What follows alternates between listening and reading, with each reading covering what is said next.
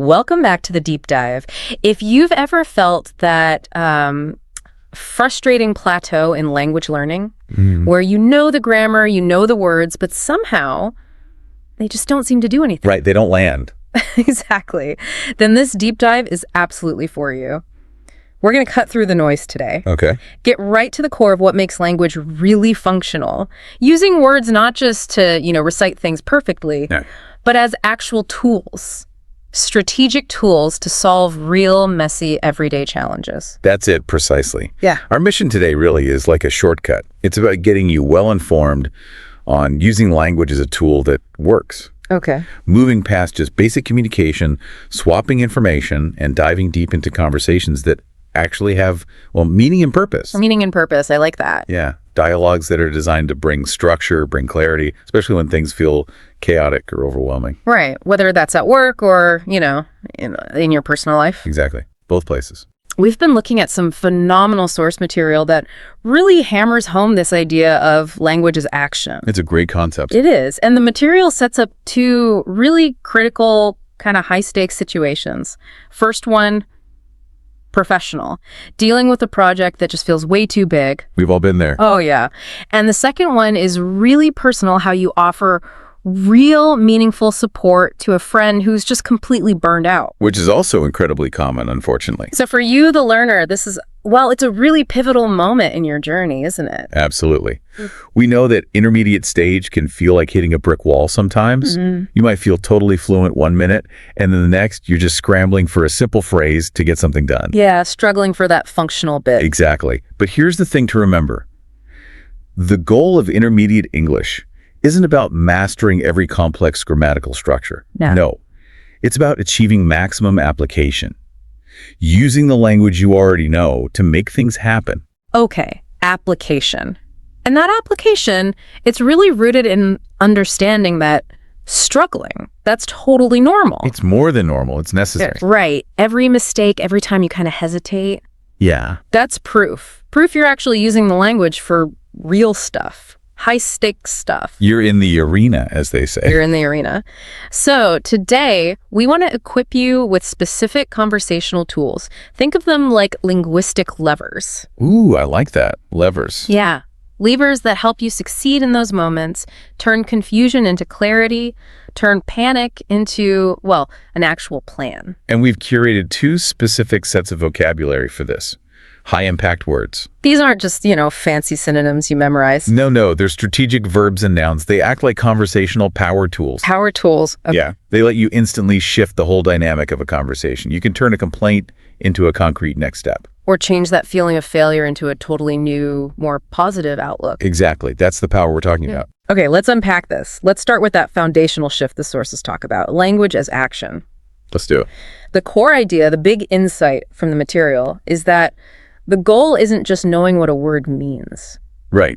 Definition isn't enough. It's understanding how to use that word to actually do something, to enact a change. Yeah. Using language to build a plan that works, or guide a friend towards seeing things differently, or even just lower the stress level in a team meeting. That's it. It's practical. And what's really fascinating is how the sources immediately reframe conversation itself. It stops being just this passive thing like reflecting your thoughts out loud. And it becomes an active engine. An engine for action, for getting organized. An engine. Yeah. When you consciously choose a specific word, like, say, delegate or prioritize, you're not just talking. You're actively performing a function, maybe a managerial one. Okay. You're seeking precision, or you're setting up a new understanding, like a social contract almost. Right. That's functional language hitting its peak performance. That's exactly it. Functional language at its absolute best. Okay, let's dive straight into our first vocabulary set then. This one feels critical for basically anyone working in a team. Or just anyone managing deadlines, juggling a heavy workload. Totally. This is vocabulary set 1, designed for navigating those tough professional projects. All right. And the first word, arguably the most crucial one for turning that individual anxiety into collective strength, is a verb. Collaborate. Collaborate. To work jointly with others on a project or activity. Simple enough definition, but let's unpack the nuance here. Yeah, because the sources really emphasize that true collaboration. It's way more than just, working side by side or being in the same Zoom meeting. Right. It's not just parallel play. Exactly. It's about synergy. Collaboration is built on the idea that what you create together is actually greater than what any individual could have done alone. Okay, synergy. Makes sense. And the sources give this really good functional example, something like, for this new product launch, the design team will collaborate with the sales department. Right, to ensure the messaging aligns with market needs. Perfect. And notice design and sales. Totally different skill sets. Completely. One's visual, aesthetic, the other's market knowledge, outreach. Precisely.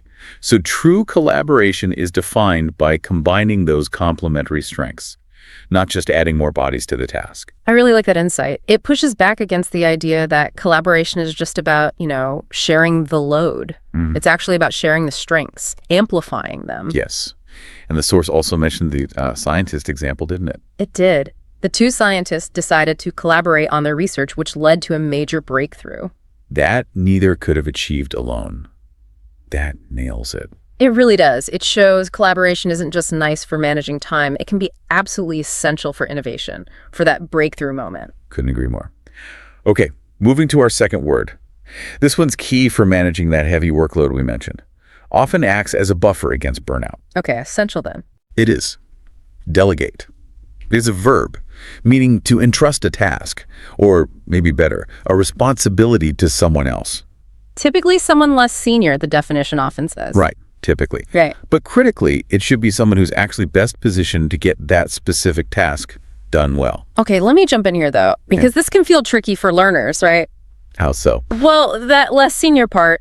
What if you're an intermediate learner, maybe working in a flat team structure, with peers? Oh, okay. Good point. If I use the word delegate to a colleague, how do I stop it from sounding, I don't know, like I'm being bossy or just dumping my unwanted work on them? That is a really critical point. It takes this discussion up a level because effective delegation, especially peer-to-peer delegation, it needs very careful linguistic framing.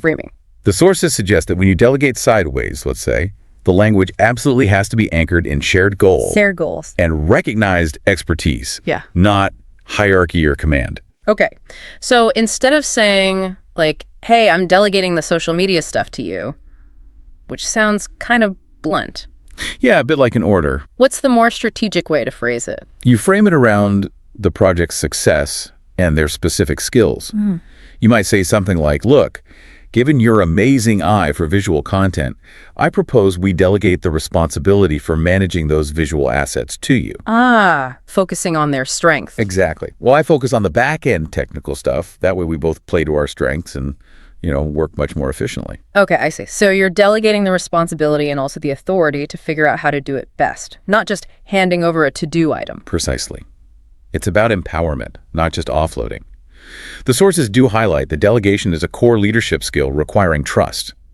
They mention the project manager had to delegate tasks to ensure timely completion. Right. But your point is key. The language you use before that delegation. That determines whether it builds trust or actually breeds resentment. Makes sense. When you delegate well, you're optimizing resources. That includes your own time and mental energy. Yeah, protecting your bandwidth. But you've got to use language that affirms the other person's capability. Without that linguistic care, delegation just feels like dumping. Got it.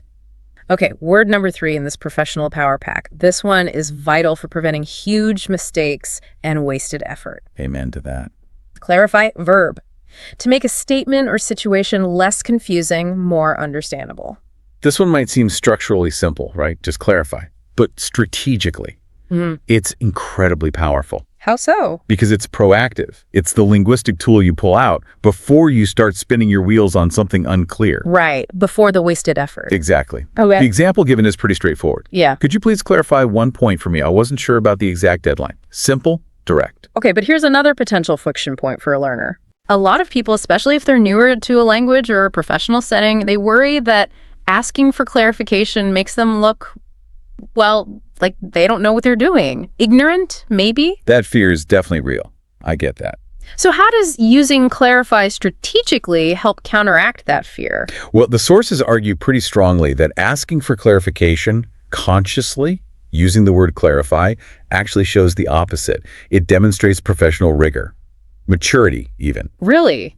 Ow. When you say something like, I need to clarify the exact scope of this competitor analysis before I dive in, you're showing you're meticulous, you care about detail. You're protecting the project's timeline and resources. Ah, so you're framing it as preventing potential errors, not admitting you didn't understand. Exactly. It's the difference between passively saying, I don't get it, versus actively stating, I'm seeking to clarify the budget constraints to ensure we stay compliant.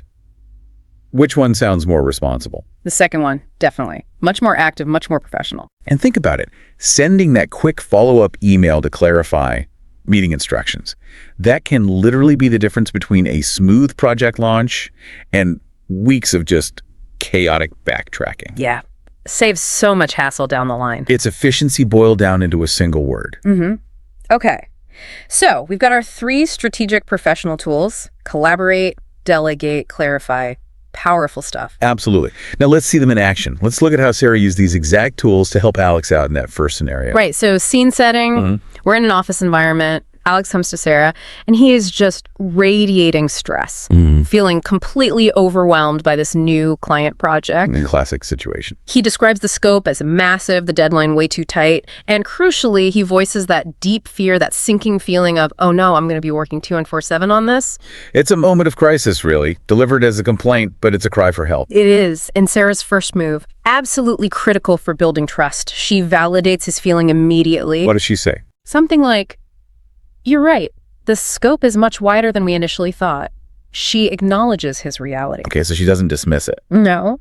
But then, crucially, she uses that validation as a bridge straight into action. She pivots instantly. How? She introduces collaborate. But she defines it right there, not as, okay, let's panic together, but as, okay, let's strategically combine our specialized skills. Ah, so she's already reframing it. Yeah. From shared panic to shared strategy. Exactly. Turning the shared burden into a potential strategic advantage.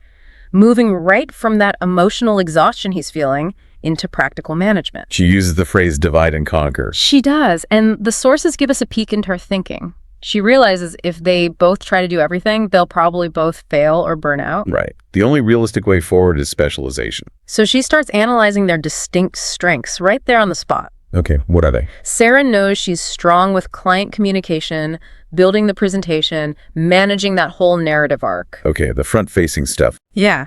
And Alex, he excels at the deep data analysis, the technical research that needs to underpin the whole thing. Got it. So very different but complementary skills. Exactly.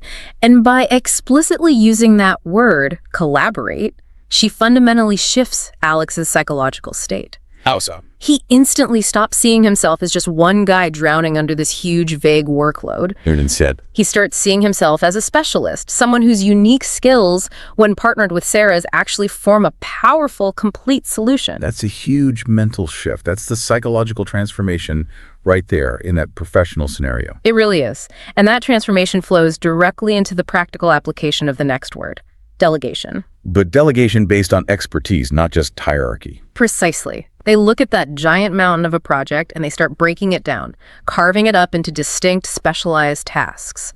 This is that skill-aligned delegation we talked about, the most effective kind. Okay, so what's the breakdown? How do they split it? The sources lay it out pretty clearly. Sarah takes the client-facing work, those initial meetings, defining the overall project framework, crafting the final presentation story. Makes sense. Plays to her strengths. And Alex, he gets to focus.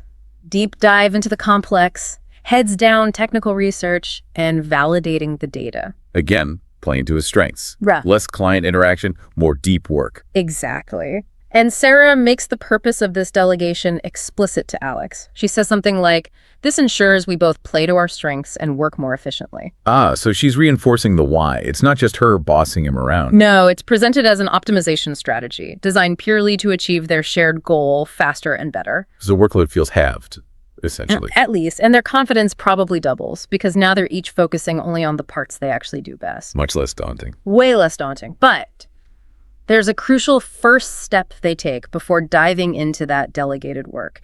The sources highlight this as pivotal. What is? Alex points out a problem area. He says the section they need to do on market competitors is really vague. They don't know the level of detail needed, the specific focus. The classic unclear requirement. A project killer. Totally. And this is where Sarah shows real leadership by bringing in the third word. Clarify. She prioritizes preventative action. So she doesn't just say, just take a guess, we'll fix it later. Absolutely not. She uses clarify to define their immediate next step. They decide right then they won't even start working on that vague competitor section yet. Smart. So what's the action? Their very first task is to email the client, to ask exactly what kind of analysis is needed. Like, do they want historical trends or pricing comparisons or sales volume data? Precisely. Nailing down the specifics before they invest any effort. Okay, that is the strategic genius of this whole conversation. Isn't it? They're deploying a conversational tool, Clarify, to save potentially hours, maybe days of totally wasted work later on. Getting that clarity prevents scope creep, prevents rework. It's pure efficiency. And they agree. They'll finalize their internal task list after they get that clarification back from the client. They won't start the heavy lifting until they know exactly where they're going. That's just smart project management, enabled by clear communication. And the result, the emotional shift for Alex is huge.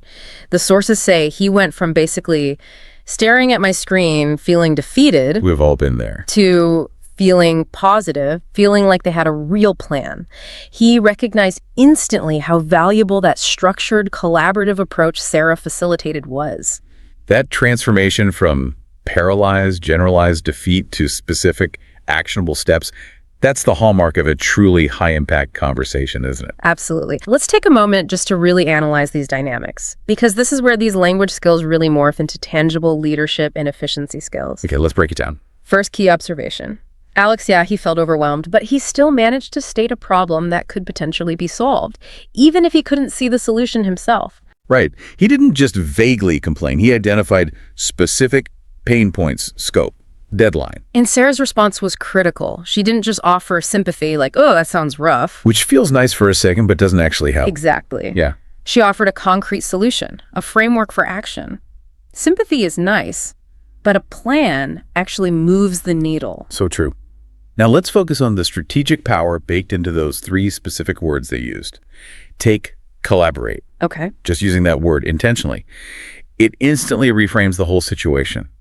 It shifts the perspective from, this is my individual burden, I'm alone with this pressure. Yeah, that isolating feeling. To, this is a structured, supported team effort. It literally shifts the psychological burden from potential internal failure to an external opportunity we tackle together. That psychological shift feels huge for performance. When you feel alone under pressure, your thinking narrows, right? Absolutely. Yeah. Cognitive function decreases. But when you feel supported, specialized through collaboration, you feel empowered. The word itself acts almost like a linguistic shield against that performance anxiety. Okay, now think about delegate. A huge, abstract project. It feels terrifying, partly because its size seems infinite, unknowable. Overwhelming. By explicitly labeling parts of it as delegated, assigning them clearly maybe to others, maybe even scheduling them for your future self, you immediately cut it down to size, psychologically. You break the monster into manageable chunks. Exactly. It's like a mental shortcut for workload reduction. It's a linguistic trick that actually supports mental health in the workplace. It takes that terrifying abstract scope and makes it feel quantifiable, assignable. It proves the project is, in fact, much more manageable. It gives you a sense of control back. Precisely. Yeah. And then there's the proactive power of clarify. We talked about the fear of asking, looking ignorant. Right. But flip that around. Imagine the cost of not clarifying. If Alex had spent, say, 10 hours researching the totally wrong kind of competitor analysis. Oof. That's 10 hours of company time and money down the drain, plus a major delay. The cost of that wasted effort, financial, professional, reputational, was potentially enormous. Clarify is basically the cheapest insurance policy you can get in a professional setting. Huh. I like that. Cheap insurance. It highlights proactive problem solving. Yeah. You're seeking essential info before you commit major resources. That's how intermediate language skills translate directly into demonstrating professional maturity, efficiency, leadership potential. So this whole scenario just perfectly illustrates if you, the learner, can wield this specific strategic language to structure a solution like Sarah did. Yeah. You're demonstrating competence that goes way beyond just avoiding grammatical errors. You're showing you have indispensable functional capability. You can solve problems with words. That's the goal, isn't it? Okay. We need to make a strategic pivot now, a big one. All right, where are we going? We're shifting gears completely, moving away from the structured, often quantifiable world of professional challenges, and into the deeply personal, often much more ambiguous world of emotional struggles, personal goals, feeling stuck. Different territory. It needs a different map. Exactly. We need a different set of conversational tools for this environment. That's a really key transition point, because the kind of mental discipline you need to manage, say, a business project, allocating resources, setting priorities, it's surprisingly similar to the discipline needed to manage our own energy, our own well-being. It really is. We just need different words to talk about those internal resources, those internal projects. Right, different vocabulary for the internal landscape. So time for vocabulary set 2. These words are all centered on things like internal motivation, setting goals strategically, and offering that empathetic support that's needed when someone's struggling with personal expectations. Okay, I'll kick us off with the first word. This one often feels like a double-edged sword. Oh, which one? Ambitious. Ah, yes. Ambitious. It's an adjective. Describes someone with that strong desire, that determination to succeed.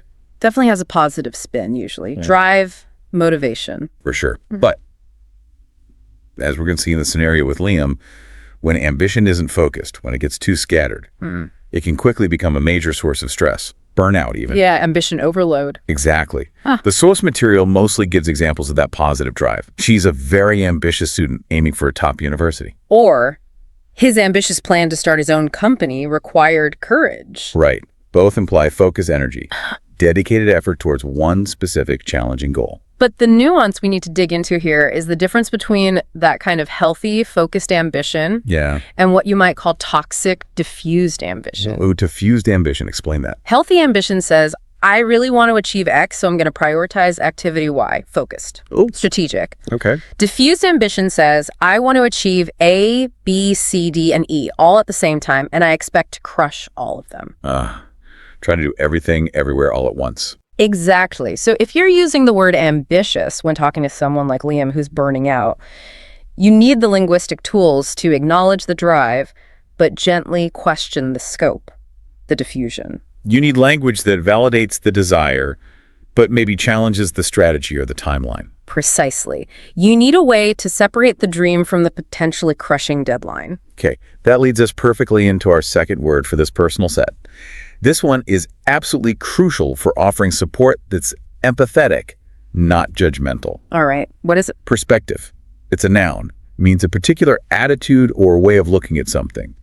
Basically, your point of view. It's like the ability to kind of step outside your own immediate, maybe panicked view of a situation, right? Exactly. If you're feeling overwhelmed, often you only see the problem from one angle, and that angle is usually failure. Yeah, I'm failing at this. Using the word perspective gives you or helps you offer someone else the linguistic key to unlock a wider view, often a more forgiving one. It signals a shift in the conversation itself, doesn't it? When you say, let's try to get a different perspective on this. It suggests stepping back, looking deeper, maybe more objectively. The sources note how contextual perspective is. Like, from a business perspective, this decision makes sense. But from a customer's perspective, it's terrible. Exactly. It highlights there isn't just one single truth. There are always multiple valid viewpoints. Offering a new one can be incredibly helpful. Okay. And the final tool in this personal toolkit, the one that helps manage that ambition and actually turn a new perspective into action. The essential action word. Prioritize. Verb. Deciding which things matter most so you can tackle them first. This feels like the word that brings immediate order to internal chaos. It really does. The classic professional example is simple. I've got way too much work. I need to prioritize my tasks for today. We get that. Sure. But in the personal sphere, this is where the word gains enormous power. It becomes a tool for self-care, for managing your own energy. I loved one of the examples from the sources here. It shifted the focus completely inward. It said something like, you need to learn to prioritize your own well-being, not just your work. Yes, that's it. That signals that prioritizing isn't just about meeting external deadlines imposed by others. It's a fundamental strategy for your own mental health, your own energy management, your sustainability. So when you're talking to a friend who's just drained, exhausted. Yeah. Using the word prioritize helps move the conversation away from just vague complaints like, oh, I'm so tired. Which doesn't lead anywhere. Towards concrete, potentially solvable steps. Like, okay, of all these things draining you, Which one really needs your focus right now? What can wait? It brings structure to the feeling. It offers a path forward. Okay, so with ambitious, perspective, and prioritize ready to go, let's tune into that conversation between Liam and Chloe. Liam's feeling totally stuck, completely lost. Right. He kicks it off by telling Chloe he's feeling a million miles away, just utterly exhausted. And then they list them out, right? That highly ambitious roster of goals. Mm-hmm. What were they again? Getting a big promotion at work, running a full marathon in just 6 months, and finally learning the guitar. Wow. Okay, yeah. Each one of those is a major undertaking on its own. Exactly. And the result? Predictable, sadly. Total burnout. He feels like he's failing at all of them. Why? Because he's spread too thin. It's that classic high achiever dilemma, isn't it? Someone whose ambition is so strong, it's pulling them down 3 different difficult paths all at once. Totally. And Chloe's response, it's masterful, really empathetic. First, she validates his ambitious nature. How does she phrase it? Something like, you have incredible drive, Liam, acknowledges the positive intent. Okay, so she doesn't make him feel bad for wanting those things. No. But she immediately, gently challenges the method. She uses this great analogy. It sounds like you're trying to climb 3 different mountains at the same time, and that's just physically impossible. That's a powerful image. Makes the problem instantly clear. It does. She sees right away the goals themselves. They aren't the problem. It's the rigid, simultaneous, high-pressure timeline that's crushing him. And then that's the opening for the next word. Exactly. This is where she offers that crucial new perspective. She suggests he doesn't need to abandon his dreams. No. But he absolutely must change his perspective on when they need to happen. The timing. Okay, that is genuinely advanced conversational support. She's not dismissing the ambition. She's reframing the execution. Precisely. She targets the core issue. His overwhelming expectation that he should achieve all these huge, diverse goals at maximum speed all at once. Yeah, that's the burnout recipe right there. By introducing this new perspective focused on the timeline, she instantly relieves that immediate crushing pressure. She even names the problem explicitly. Liam was treating his hobbies and his promotion like 3 separate maximum effort second jobs. Which is completely unsustainable. You can't have 3 full-time jobs. Right. And that strategic shift in perspective, the realization that the problem isn't his capability, it's his strategy that opens the door for the practical solution. Which involves the third word. Prioritization. Chloe gently guides him.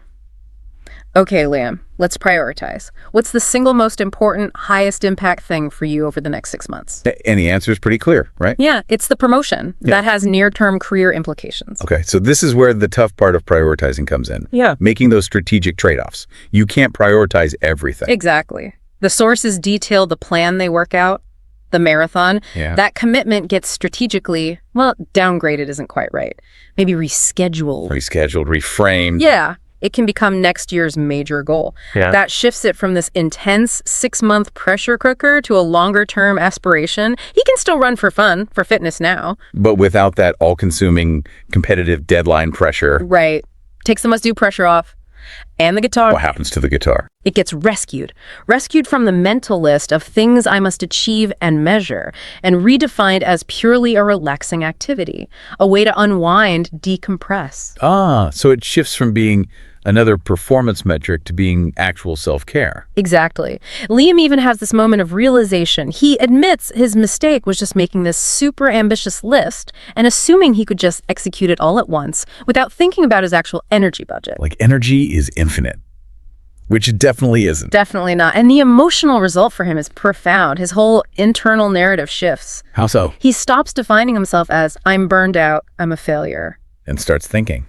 Okay, I took on too much at once. I just need a better strategy. He literally says he feels like a huge weight has been lifted. That's incredible, just from a conversation. And he has that self-compassionate insight. Okay, I need to actually be kinder to myself. Stop demanding the impossible. Wow. And Chloe's final summary just nails it, doesn't it? Something about ambition versus energy. Yeah, she says, being ambitious is great, Liam, but being smart about how you use your energy, that's even better. Perfect. That conversation really showcases how this strategic vocabulary, ambitious, perspective, prioritize, was used to transform self-blame into effective self-strategy. Huge difference. Absolutely huge. Okay, let's dedicate this final segment to really analyzing this personal communication piece because it demonstrates those truly advanced, empathetic conversational skills, the ones essential for really connecting with people on a human level. Right. Let's unpack the dynamics. First, that functional use of perspective. It was just vital, wasn't it? Chloe completely avoided that common trap of just dismissing his feelings. Like saying, oh, it's not that bad, or just stop worrying so much, which never helps. Never. Instead, she started by validating his ambitious nature, making sure he felt seen, understood, respected for his drive. Right.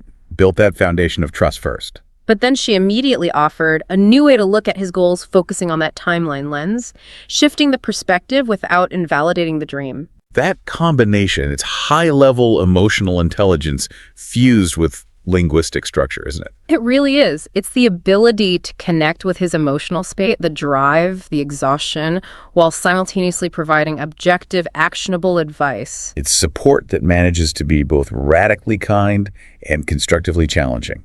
It's a hard balance to strike. It is. Now, let's analyze prioritize specifically as a tool for self-care. That feels like a really powerful psychological angle. Definitely. In the professional scenario, prioritization was about efficiency for the company, getting the project done. Right. External goals. Here, it's entirely about internal well-being, mental health, personal energy management, sustainability. When Liam was trying to juggle everything, his internal self-label was basically failure. I can't do it all. The second he started using the word prioritize, applied those strategic trade-offs Chloe helped him see, that label instantly got upgraded from failure to strategist. Wow. That's a subtle but incredibly powerful shift in self-perception. And it's facilitated almost entirely by the intentional use of that vocabulary. Prioritize gave him a practical, dignified action he could take to regain a sense of control over his own life and energy. If Chloe had just offered, abstract sympathy, oh, that sounds tough, hope you feel better soon, Liam would have walked away, maybe feeling heard for a minute. But still facing the exact same paralyzing mountain of impossible goals. Exactly. By introducing and guiding him through Prioritize, she gave him a concrete linguistic tool, a way to structure his own recovery, his future energy use. That is the definition of high-impact conversational English in a personal context. It truly is. And this just underscores why these skills are so vital for you, the learner.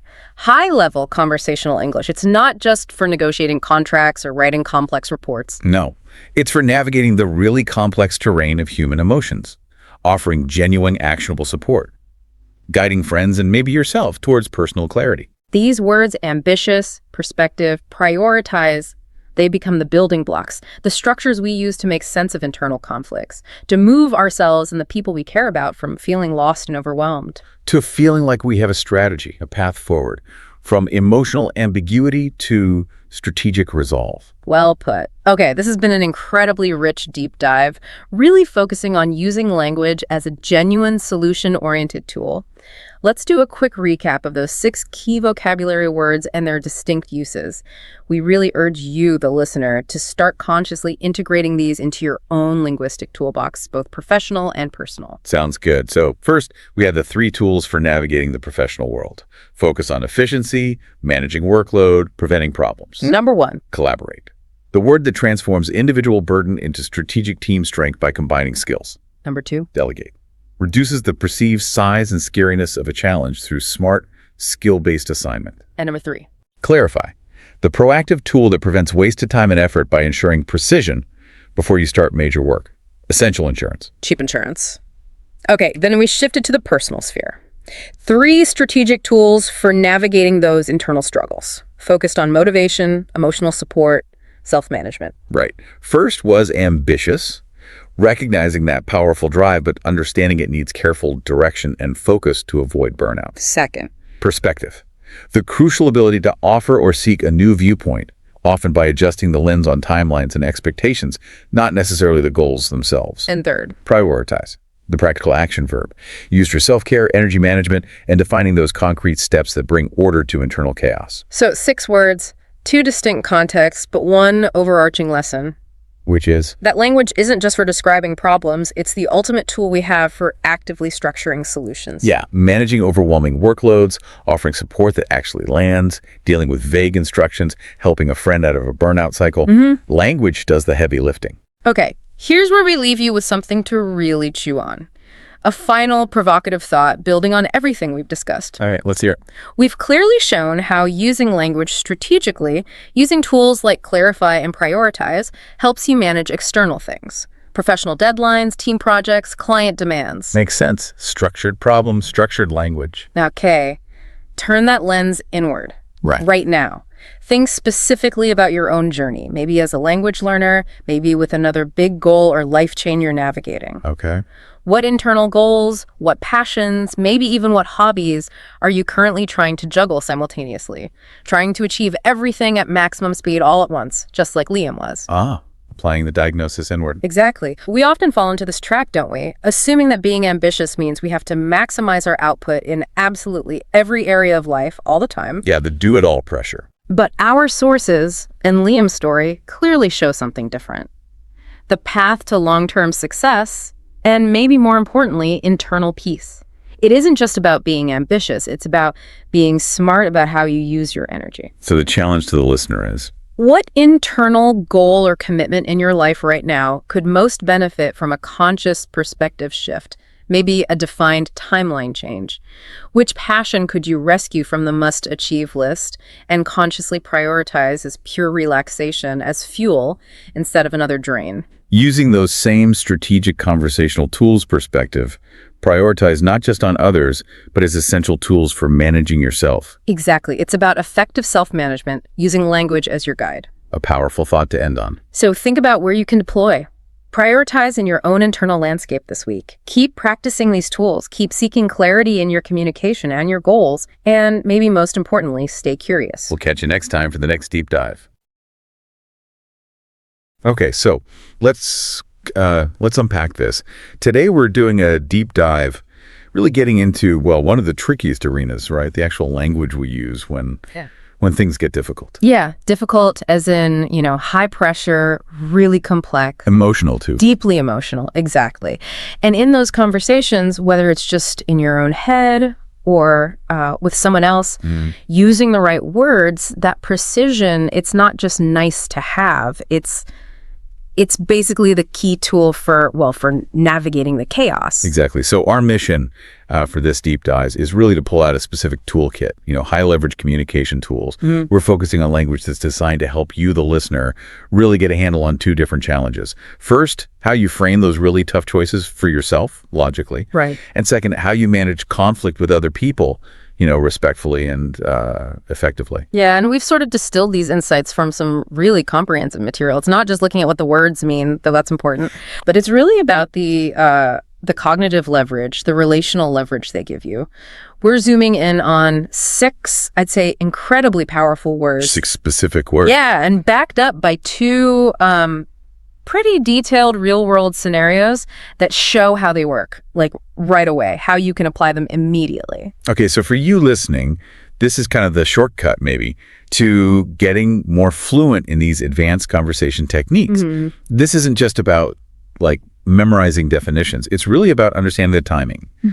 When do you use these words and in what context? Right, the when and how. Yeah, to bring structure to what often just feels like this overwhelming, messy conversation. It's about being thoughtful, being clear, and really importantly, being respectful.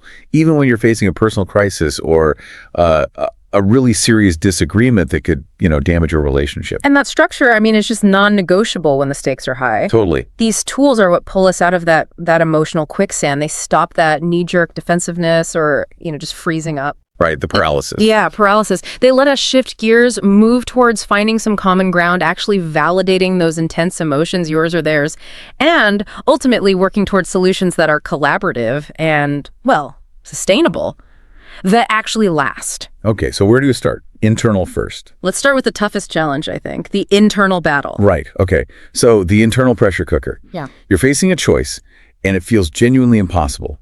Like there's no good answer. We've got a set of 3 words here, the 3 C's, you could maybe call them, that are really tailored for when you or maybe someone you're trying to help feels just completely stuck. paralyzed by the options. Yeah, this first set, it's really fundamentally about putting a logical frame around what's usually a very intense emotional state. Okay. When your brain's just overwhelmed by like the fear of what might happen, these words kind of force you to step back, to shift towards a more detached, practical analysis. All right, so let's get into the first word. This one describes the situation itself and, why it feels so uniquely paralyzing. The word is dilemma. Right, and dilemma. It's a word people throw around a bit loosely sometimes, isn't it? Yeah, like, oh, what to have for dinner? What a dilemma. Exactly. People use it just to mean a hard problem. But the technical meaning, it's much more painful, actually. Okay. A true dilemma is a situation where you have to make a difficult choice between two or more options, and here's the kicker. Okay. Especially when those options are equally undesirable or maybe equally compelling. That's the key, isn't it? The equally part. Yes. So like choosing between pizza and salad, that's just a choice. Maybe a minor problem if I'm on a diet. Right. But choosing between, say, a path that tanks my career but keeps my family happy versus a path that guarantees career success but might alienate my family, that's a dilemma. Because both outcomes have a huge, almost unacceptable cost attached. Precisely. Yeah, this source material gives some great examples of this, like choosing between a job you love that pays way less versus a high-paying job that just, bores you to tears or drains your soul. Right. Or the other one they mentioned, the moral one. Yeah, deciding whether to report a friend for doing something seriously wrong, like breaking important rules. Oof, yeah. In both cases, you're weighing these two incompatible things that you value highly. Fulfillment versus financial stability, or maybe loyalty versus your own ethics. There's no easy win. So what's the actual benefit of calling it a dilemma? Psychologically, I mean, why not just say, I've got a big problem? Well, naming it a dilemma actually gives you instant cognitive clarity. It sounds simple, but it works. How so? If you just call it a problem, your brain instinctively searches for a single, neat solution. Right, the fix. Yeah, the fix. But in a dilemma, there isn't a simple fix. So you just get frustrated, you feel like you're failing because you can't find it. Okay. But when you name it a dilemma, you immediately signal to your brain, okay, this is different. Resolution here is going to involve trade-offs, it's going to involve concessions, there's no magic bullet. So it manages expectations. Exactly. It gives you sort of psychological permission to accept that there probably isn't a purely good path here. There's maybe just the path with the consequences you can best manage, or, ideally, maybe a third path you haven't even considered yet. Okay, that idea of maybe finding a third way, that leads us pretty naturally to the second word in this set, the strategy tool maybe, which is compromise. Right. Compromise. It's the agreement or, the settlement of a dispute that you reach when each side makes some concessions. Gives up some of what they initially wanted, yeah. And in a personal dilemma, the sides aren't usually other people. They're often the competing values inside you. Like career versus family. Career versus family, ethics versus loyalty, security versus adventure, that kind of thing. Okay, but I got to push back a little here. Because for a lot of people, the word compromise just sounds like settling. Like losing, basically. Yeah, that's a really common reaction. Like the example you mentioned earlier. I want a mountain vacation, my partner wants the beach, so we compromise and go to a lake. Didn't we both just lose? Didn't we both just concede something we really wanted? Is that really a win for anyone? That's a super important point, and it gets to the heart of what makes a good compromise versus a bad one. Okay, there's a difference. Absolutely. A bad compromise is just a concession. It feels like settling, and it often leads to resentment down the line. Someone feels like they gave up too much. Right. A good compromise, though, is sustainable. It often comes from what negotiation experts call integrative bargaining, finding ways to create mutual value. Okay, how does that apply to the lake example? Well, maybe the surface desire was mountains or beach, but what was the underlying goal? Perhaps it was spend quality time together, away from work stress, with some nature involved. Okay. The lake compromise might actually achieve that core goal for both people, even if it wasn't their first choice location.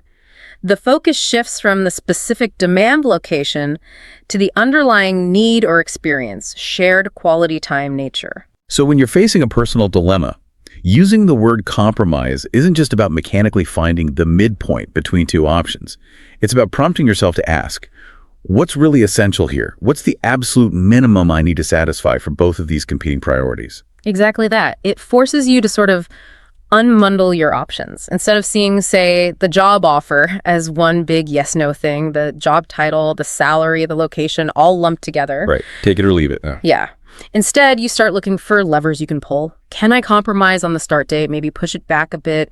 Can I compromise on the relocation schedule? Maybe work remotely for a few months first. Can I compromise on, I don't know, the specific projects I take on initially to allow for more personal time or travel back home? Okay, so it's about finding creative tweaks, structural solutions that maybe let you satisfy the core needs of both sides of your internal dilemma. That's the goal. It opens up possibilities beyond just option A or option B. All right, that clarifies the strategy part. Now, the final word in this first set. This one's the analysis tool, the one for looking at the potential fallout. Consequence. Right. And the real power of consequence in this context isn't just its dictionary definition, a result or effect of an action. Yeah. It's the temporal shift it forces in your thinking. Temporal shift. What do you mean? Well, when we're stuck in a dilemma, we're usually paralyzed by the immediate pain or fear associated with making the choice. Right now, it feels awful to even think about choosing. Totally. The anxiety is right here, right now. Exactly. The word consequence forces you to deliberately shift your focus away from that immediate pain and towards the longer-term, more concrete reality of what each potential outcome actually looks like down the road. Can you give us a maybe more complex example? How does focusing on consequence help manage a really tough decision? Okay, think about someone deciding whether to leave a stable but unfulfilling job to start a risky entrepreneurial venture. Okay, big decision. Huge. The immediate emotional pain driving the paralysis is probably the fear of financial instability, right? The terror of not having that regular paycheck. Absolutely. If you only focus on that immediate fear, you'll probably just stay put. You'll never take the leap. Makes sense. But consciously using the word consequence means forcing yourself to articulate the longer-term reality of both paths. So you might say to yourself, okay, the consequence of trying this venture and failing might be, say, a year of tight finances, maybe moving back home, it'll be tough. Right. But what's the consequence of not trying? Well, that might be 40 years of what-ifs, maybe deep regret, professional stagnation, feeling like I didn't pursue my potential. Wow, okay, framing it like that. Yeah. It almost makes the failure consequence seem less scary in a weird way. How so? Because it has a sort of defined endpoint, maybe, like a tough year. Whereas the consequence of not trying, the regret, that feels like it could go on forever. That is exactly the point. It takes the vague, terrifying blob of future anxiety and makes it concrete enough to actually evaluate, to compare. And once you can evaluate it, you can start to manage it. It gives you something tangible to weigh. Precisely. The source material mentioned consequences ranging from the really immediate, like the negative consequence of failing a test because you didn't study. Sure. Simple cause and effect. Right. To the much broader, more complex social and emotional consequences, like acknowledging that a definite consequence of taking that dream job in another city is, yes, leaving behind your current support network. You have to articulate that loss, that downside, to properly weigh the total cost and benefit of the decision. Okay, so we've got the situation identified as a dilemma. We've got a strategy tool, compromise, to look for middle paths. And we've got an analysis tool, consequence, to weigh the long-term realities. The 3 C's. The 3 C's. Now, knowing the words is one thing, but seeing them used in a real pressure situation, that's where the learning happens. Let's dive into that first case study, Maria's situation. She was really facing paralysis, wasn't she? Right. So this scenario with Maria, it's such a classic example. High stakes, deeply personal. She gets this job offer, senior designer, top agency in Chicago. The dream job. The absolute dream job, the thing she's been working towards for years, as the material emphasized. But the catch, it's 500 miles away, far from her family, her friends, her whole support system, including this friend Ben who features in the story. And it's crucial to understand Maria's initial state of mind here. She wasn't celebrating. She was like reeling. Yeah, overwhelmed. Totally. The core conflict was stark, dream career versus her established personal life. And that conflict immediately turned into this massive guilt. She framed it instantly in these extreme terms. If I take the job, I'm abandoning everyone I care about. If I stay, I'm abandoning my own dreams. That is textbook all or nothing thinking, isn't it? Black and white, no middle ground. Absolutely. And that binary all or nothing view is exactly what this first set of vocabulary dilemma, compromise, consequence is designed to break apart. She was trapped by the immediate intense pressure she was feeling right then. So Ben's intervention here was really transformative. And the key is, he didn't just jump in with advice like, oh, you should definitely go, or you have to stay. Right, he didn't tell her what to do. No, he gave her tools. He provided structure.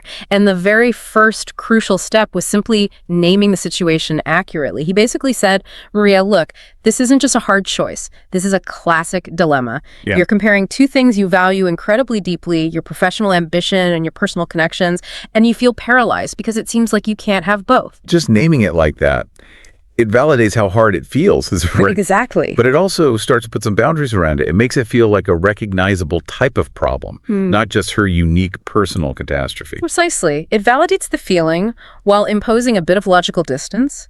So where did Ben go next? From dilemma 2. He moved straight to the strategy tool, introducing the idea of compromise, because Maria, in her panic, had already slammed that door shut mentally. Yeah. The material says she literally thought, I either accept this job exactly as offered and move immediately, or I turn it down flat. She saw zero room for negotiation. Right. Her perceived scope for compromise was nil. So Ben very cleverly opened up those potential middle paths. He didn't focus the compromise on the job itself, like trying to get a different title or something. Okay. He focused the idea of compromise on the transition, on the implementation. He asked her things like, okay, before you just say no to your dream job, have you actually explored if there's any room for compromise on the timeline? Could you ask about starting remotely for the first couple of months just to ease the transition and manage the logistics? Could you negotiate for, say, guaranteed flexible time off every quarter specifically to travel back home? That's such an important distinction. When the core thing itself, the job, the move, feels non-negotiable, look for compromises in the how and the when. Absolutely. That's often where the flexibility lies. The compromise wasn't about weakening the job offer. It was about finding ways to protect her connection to home while she made the move. It fundamentally shifted Maria's perspective. It showed her that the all or nothing choice wasn't reality. It was a mental prison she'd built herself. She'd stopped asking questions. Exactly. By bringing up compromise, Ben basically empowered her. He reframed the agency from this imposing authority handing down rigid terms into a potential negotiating partner. Okay, so once she grasped that maybe, just maybe, there was a middle path, a way to soften the landing, the conversation could shift again, right? From possibility to analysis. Yes. Once the door to compromise was cracked open, even a little, Maria was less emotionally overwhelmed. She was ready to move from pure feeling to more logical assessment. And that's where Ben introduced the third tool, consequence. And this was about looking ahead. This was the moment he urged her, really pushed her, to weigh the long-term consequences of each potential decision, to look beyond the immediate anxiety of the next few weeks or months. How did he do that? He actually asked her to visualize and write down what her reality might look like 5 years down the line, following path A versus path B. Okay, let's break that down. What did he make her articulate about the consequences of staying, if she turned the job down? Well, the immediate consequence of staying was comfort, familiarity, closeness to family and friends. That's the obvious upside, the pull keeping her there. So. But Ben pushed her to articulate the long-term consequences. What about 5 years from now? That might look like professional stagnation, maybe feeling unfulfilled, underutilized. And crucially, he likely got her to consider the potential consequence of carrying internal bitterness or regret, knowing that she let fear override her ambition.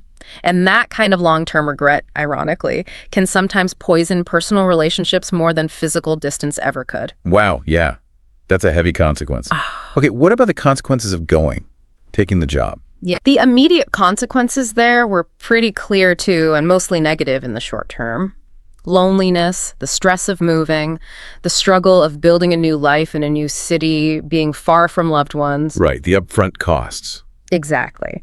But the potential long-term consequences, building that amazing career she dreamed of, accelerating her professional growth, establishing herself as independent, and maybe the profound, deep satisfaction of knowing she faced her fear and achieved a really hard-won goal. Ben apparently summed it up brilliantly, something like, look, neither path is painless. You just have to weigh which set of consequences the consequences of staying or the consequences of going, you feel more equipped and willing to handle, say, 18 months or 5 years from now. That completely reframes it, doesn't it? It stops being about finding the perfect choice because there isn't one. Exactly. It becomes about choosing which set of future challenges, which set of problems you're better prepared or more willing to tackle. That's the core insight.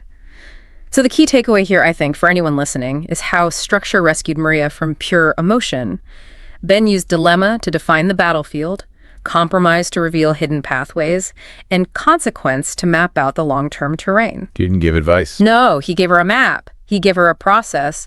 He transformed what felt like an overwhelming emotional tidal wave into a manageable, thoughtful consideration of future outcomes and possible intermediate steps. That language acted almost like a logical sheath, protecting her from the immediate panic just long enough to think clearly. It provides the internal script, the self-talk you need to move past that paralysis and actually start taking actionable steps. That's phenomenal. It is. Okay, so we've seen how these tools help with the internal battles. Now let's shift gears. What happens when the conflict isn't inside us, but between us and someone else, when we have to actually confront another person? Right, and transitioning from, managing your own internal dilemmas to navigating external conflict with others, and it requires a bit of a shift in approach. How's that? Well, when it's just you wrestling with a decision, logic, like focusing on consequences, can be really primary. But when you're dealing with another person, especially in a conflict, pure logic often backfires if you lead with it. Because people get defensive. Exactly. You have to prioritize the relationship, manage the emotion first, and then bring in the logic or the problem solving. So this next set of words, it's really all about managing that emotional temperature and ensuring that the resolution actually strengthens the connection rather than, damaging it further. Because disagreements are going to happen, right? That's just life. Absolutely unavoidable. But using the right language can turn them from potential catastrophes into maybe opportunities to actually understand each other better. That's the ideal outcome, yes. Okay, so the first word in this conflict resolution set, you suggested earlier, is maybe the most powerful tool for just bringing the temperature down immediately. Because it gets around defensiveness. The word is validate. Yes, validate. To validate someone's feelings means you acknowledge them. You recognize them as real, as legitimate, as understandable from their perspective. And here's the absolute key part. Even if you fundamentally disagree with their opinion or their conclusion or what they want to do about it. Okay, so it's not agreement. Absolutely not agreement. It's recognition. It's the language of empathy, basically saying, okay, I see you, I hear you. And given your experience or your perspective, I can understand why you would feel that way. Where do people usually trip up with this? I feel like a lot of people think, if I validate their anger, doesn't that mean I'm saying their anger is justified or that I agree with why they're angry? Like, if I validate my colleague's frustration about a new company policy, doesn't that automatically imply I think the policy is bad too? That is the single biggest misunderstanding, and it stops people from using this incredibly powerful tool. Validation is not endorsement. You can absolutely say, wow, I can really see how this new policy feels like an extra burden right now and why you're feeling so frustrated and overwhelmed by it, without ever saying, yeah, this policy is terrible, you're right to be mad. So you're validating the feeling, not necessarily the reason for the feeling or the conclusion they draw from it. Precisely. In fact, validation is often most powerful when you don't agree with their stance. Really? Why? Because it sends a strong signal. Even though we see this differently, I still respect your emotional experience. Your feelings are real and understandable to me, even if I draw a different conclusion. It shows you're not dismissing them. Okay, what's happening, like psychologically or even physiologically, when you validate someone like that? Why does it de-escalate things so fast? It taps into some pretty fundamental stuff. When someone feels attacked, misunderstood, or dismissed, their brain's threat response system, the amygdala, the fight or flight center, kicks into high gear. Right, they shut down or lash out. Exactly. They literally stop being able to listen rationally and just focus on defending themselves. Validation, especially if you deliver it calmly, maybe with good eye contact, open body language, it acts like a signal of safety. Okay. It tells their nervous system, okay, danger averted, this person hears me, they're not attacking me. It calms that limbic system down, which then allows their prefrontal cortex, the rational thinking part of the brain, to come back online. Wow. So they can shift from that purely defensive emotional state back into a place where they can actually hear you and engage in a reasonable conversation. You're basically signaling, hey, I'm not your enemy here. I'm trying to be your partner in figuring this out. That's incredibly powerful, like a neurological off-ramp from the argument highway. Something like that, yeah. Okay, so validation is key to starting well. Now, let's talk about the emotional minefield that often blows up relationships if we don't name it correctly. Yeah. The hidden danger. Yeah. Resentment. Yeah, resentment. This is a heavy word, right? It carries weight. And that's why it needs to be used carefully with precision. It's not just being annoyed. Definitely not. It's not just temporary frustration or being ticked off about something minor. Resentment is that feeling of bitter anger, maybe unhappiness, that comes from feeling treated unfairly.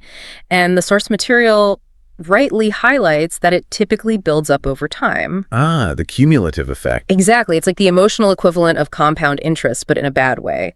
It grows from all those small, unaddressed frustrations, those little paper cuts that never get dealt with. I sometimes hesitate, or I see others hesitate, to use a word like resentment because it sounds, I don't know, almost accusatory, like it's going to escalate things.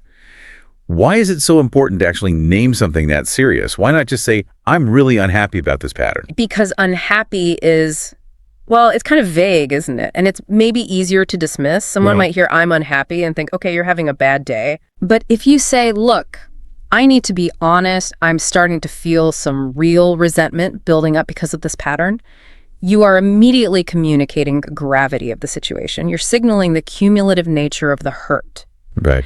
You're essentially saying, this isn't just about this one time you did X.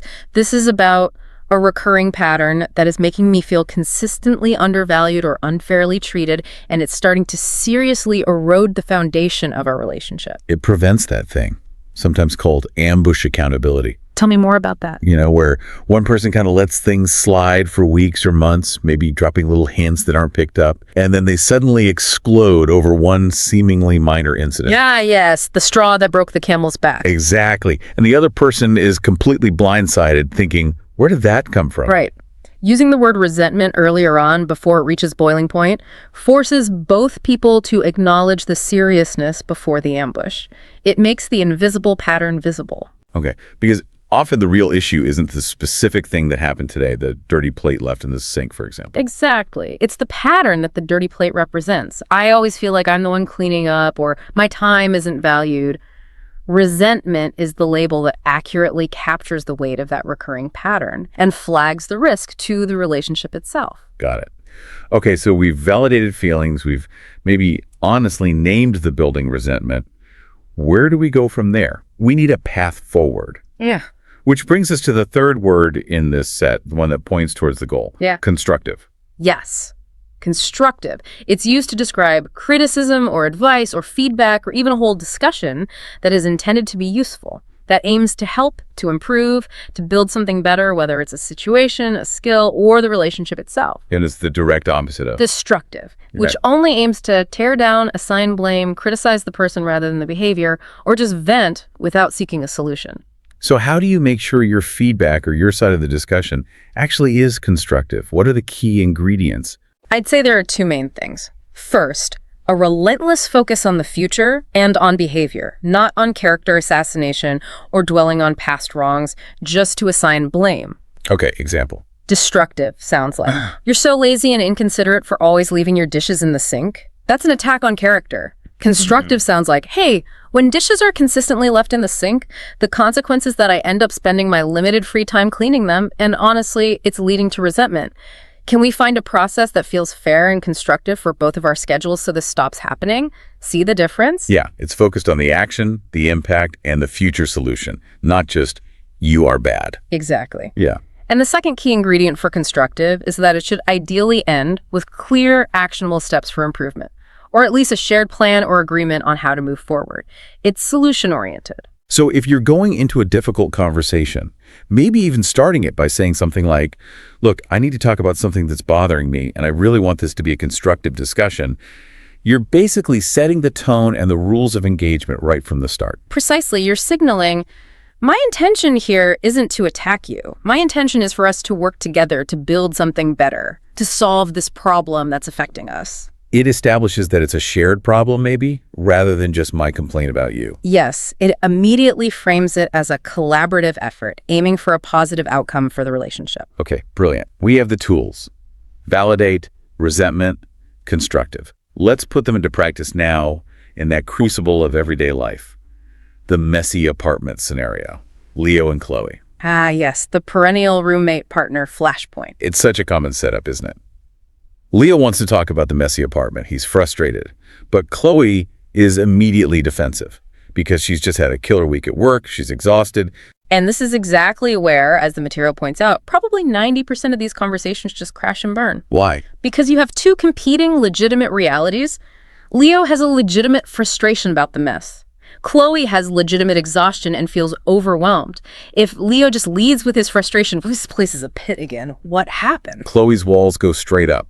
Defensiveness. Instantly. Yeah. And the argument immediately shifts from how do we solve the mess problem to whose feelings are more valid, whose exhaustion is more justified, and you get nowhere. Right. The scenario details Chloe's initial reaction. Leo brings it up and she immediately goes, oh, not this again. I'm exhausted, Leo, like trying to shut it down. Yep. What would have likely happened next if Leo hadn't prepared using this VRC framework? He probably would have mirrored her emotion, right? Gotten defensive himself. Said something like, well, I'm exhausted too from cleaning up after you, but I still manage it, which just proves you don't pair. What? And boom, conversation over. You're immediately locked in a destructive cycle. Accusation, defense, counter-accusation. Nobody's listening after that first volley. Okay. But Leo had internalized this framework, and he deployed what the outline called the masterclass technique. He led with validation. What was his opening line again? It was crucial. It was beautifully executed. He didn't ignore her exhaustion. He addressed it directly. Something like, I know you are, and I want to validate that. I really do see how hard you're working, especially this week. I can only imagine how tired you must be. I get that you're struggling to keep up right now. And the effect on Chloe, as described, was immediate, wasn't it? She was thrown off balance in a good way. Totally. Her response was like, oh, well, thank you. She was braced for a fight, geared up for defensiveness. Right. And Leo completely disarmed her with empathy. By validating her reality first, he made her feel seen and heard before he even mentioned his own issue. He created psychological safety. Okay, so the mess hasn't magically disappeared, but the emotional static, the hostility has dissipated? Exactly. Chloe, having been validated, is now much more psychologically prepared to actually listen to Leo's concern without immediately feeling attacked. So now Leo can introduce the seriousness of the issue, but carefully. And he didn't just say, the apartment's messy. He used the second word to explain the impact it was having on him, the cumulative damage. He named the resentment. Yes. And this is probably the highest stakes moment of the entire conversation. He had to be vulnerable and honest here. He says something along the lines of, here's the thing. When I come home every night after a long day and the first thing I have to do is clean the kitchen before I can even relax, I have to be honest, I'm starting to feel a lot of resentment. It's building up, Chloe, and I'm genuinely worried that if this pattern continues, it's going to damage our friendship. Wow. That is just surgically precise language, isn't it? Right. Why did that word resentment land so effectively in this scenario? A few reasons, I think. First, it clearly communicated the seriousness of the issue. This isn't mild annoyance. This is something potentially relationship ending. It raised the stakes appropriately. Yes. Second, by framing it as his feeling resulting from the pattern, he avoided making it a direct accusation about her character. He didn't say, you are making me resent you. He said, this situation, this pattern is leading me to feel resentment, and that worries me because I value our friendship. So it's about the impact on him and the shared relationship, not just blaming her. Exactly. It makes it a shared problem. The resentment itself becomes a problem they need to solve together to protect the friendship. And third, it clarified that the issue wasn't just about this one night or this specific mess. It was about the cumulative weight, the recurring nature of it. Chloe's response in the material, something like resentment, wow, okay, I didn't realize it felt that serious, shows that the word successfully conveyed that weight in a way frustrated or annoyed probably wouldn't have. Okay. So he's validated her feelings, gotten her receptive. He's honestly and vulnerably named the serious internal cost. the resentment. The groundwork is laid. Now, the path forward needs to be defined as collaborative, not confrontational. And that's where I use the third word. Exactly. He didn't just drop the resentment bomb and walk away. He didn't dwell on the negative feeling. He immediately pivoted towards finding a solution together. He said something like, listen, I don't want to just complain and point fingers. I really want us to have a constructive discussion about this so we can figure out a system, a permanent solution that actually works for both of us and our schedules. So by explicitly stating his goal was a constructive discussion, he reinforced that idea of collaboration. We're in this together. Let's build something better. Precisely. He wasn't demanding she just change or surrender. He was inviting her to co-create a solution. He framed the entire purpose of the conversation as forward-looking and positive, even though it started from a place of difficulty. And that constructive framing allowed them to actually brainstorm solutions together, right? Yeah. They considered a formal cleaning rota. Yeah, which maybe felt a bit too rigid for Chloe, given her fluctuating workload. She might have, ironically, ended up resenting that. Right. But they landed on something more flexible and collaborative. The 15 minutes every evening we tackle it together plan, which felt manageable, shared, and crucially, it directly addressed the pattern that was causing the resentment, the feeling that one person was shouldering the whole burden. The solution itself was designed to prevent future resentment from building up again. This whole exchange, Yeah. Leo and Chloe, it's just a perfect illustration of how you can be direct, completely honest about a difficult feeling, and still be incredibly kind and relationship-focused, all at the same time. It really is. Using validate first to open the door, then resentment to honestly convey the stakes, and finally constructive to frame the path forward. It turned what could have easily been a relationship-damaging fight into actually an opportunity to improve their communication and strengthen their friendship. And the key takeaway there is that the effort Leo put into how he communicated the specific words he chose, the sequence he used, was far more important than just the content of his complaint. The apartment is messy. He prioritized the relationship first, and his language choices reflected and reinforced that priority. That made all the difference. Hashtag Shack Summary and Listener Application. Wow. Okay, this has been, a really deep exploration. We've looked at how specific language gives you leverage in these tough spots. Two really different frameworks, but both incredibly necessary, it seems. Yeah, absolutely. So let's try and synthesize this down into that core 6-word toolkit that you listening right now can start thinking about, maybe start practicing. Okay, so for navigating your own internal struggles, or maybe helping a friend who's stuck in a tough choice, we've got those 3 C's. They're designed to bring logic and strategy to an emotional storm. Right. First, accurately naming the situation as a dilemma, acknowledging the stuck between a rock and a hard place reality. Then actively looking for a viable middle path or adjustments to the options, using the concept of compromise. And finally, shifting focus from immediate pain to long-term reality by carefully analyzing the consequence of each potential path. Okay, that's the internal toolkit. Then for the external conflicts, for handling disagreements and protecting relationships, we have that VRC framework.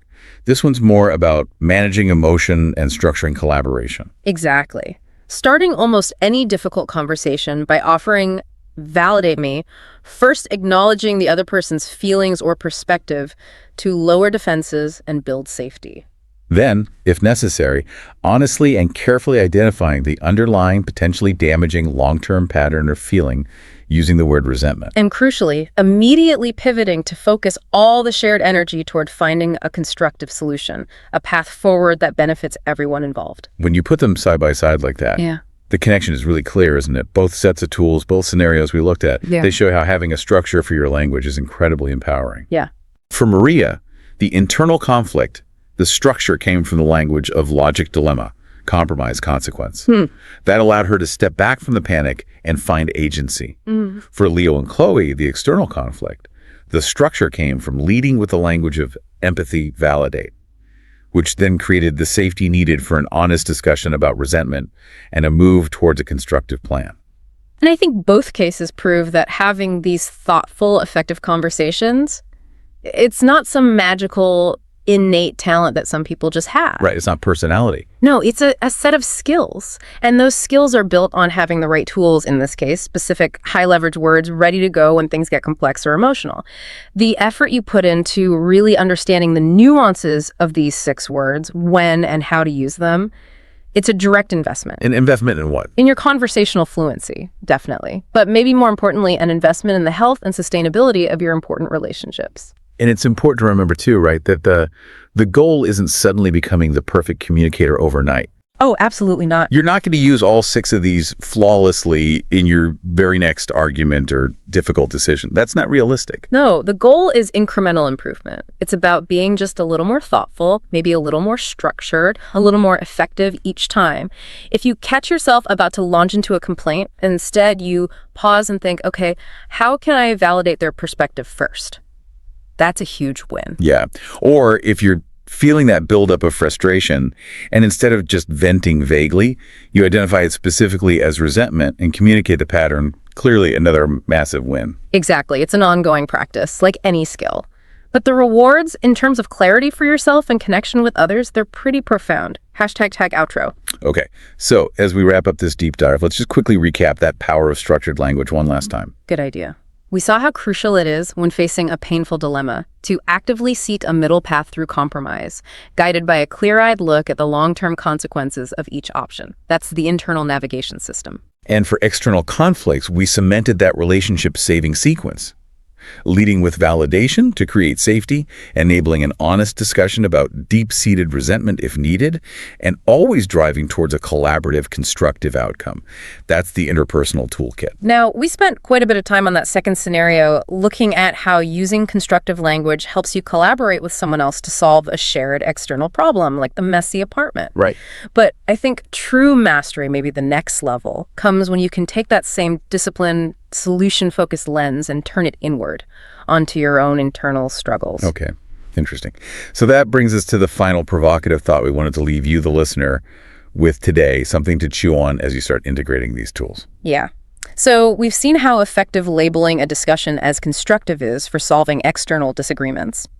The question to ponder is this: how can you apply that same constructive approach to analyzing your own internal dilemma? What would that look like? It means consciously shifting your focus, moving away from just feeling the pain and the paralysis of having to choose, and instead focusing on identifying the practical, actionable, constructive steps you would need to take to successfully manage the consequences of whichever path you choose. So it's like becoming the project manager of your own decision's aftermath, rather than just the victim of the decision itself. Exactly.